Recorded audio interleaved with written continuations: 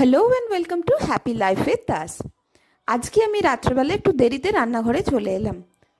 তোমরা তো দেখতেই পাচ্ছ আমি শাড়ি পরে সেজে গুজে রয়েছি। ব্যাপারটা হচ্ছে কি, আমাদের তিনজনের আজকে বেরোনোর কথা ছিল সন্ধেবেলায়। আমার শ্বশুরবাড়িতে আজকে ত্রিনাথের পুজো, প্রত্যেক বছর আমরা এই দিনে ও বাড়িতে যাই। কিন্তু এবারে বেরোনোর সময় এমন বৃষ্টি নামলো যে আমরা বাচ্চাকে নিয়ে আর বেরোতেই পারলাম না। তো এবার রেডি হয়েই গেছিলাম, হঠাৎ করে প্ল্যান ক্যান্সেল হলো। আমি তো সেইভাবে রাত্রে খাবার দাবারেরও কিছু অ্যারেঞ্জমেন্ট করে রাখিনি বেরোবো বলে। তো আমি ভাবলাম ঝটপটের কি রান্না করে দিই। তো আলুর পরোটা বানিয়ে ফেললাম। আমার মনে হলো এইটাই সব থেকে তাড়াতাড়ি নির্ঝঞ্ঝাটে হয়ে যাবে।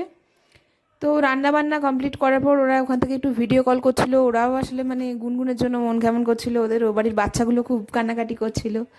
কিন্তু এমন পরিস্থিতিতে ফেসে গেলাম, আর কিছু করার ছিল না। যাই হোক, রান্না বান্না হওয়ার পর ফ্রেশ ট্রেশ হয়ে নিয়ে আমরা খেতে বসলাম। আর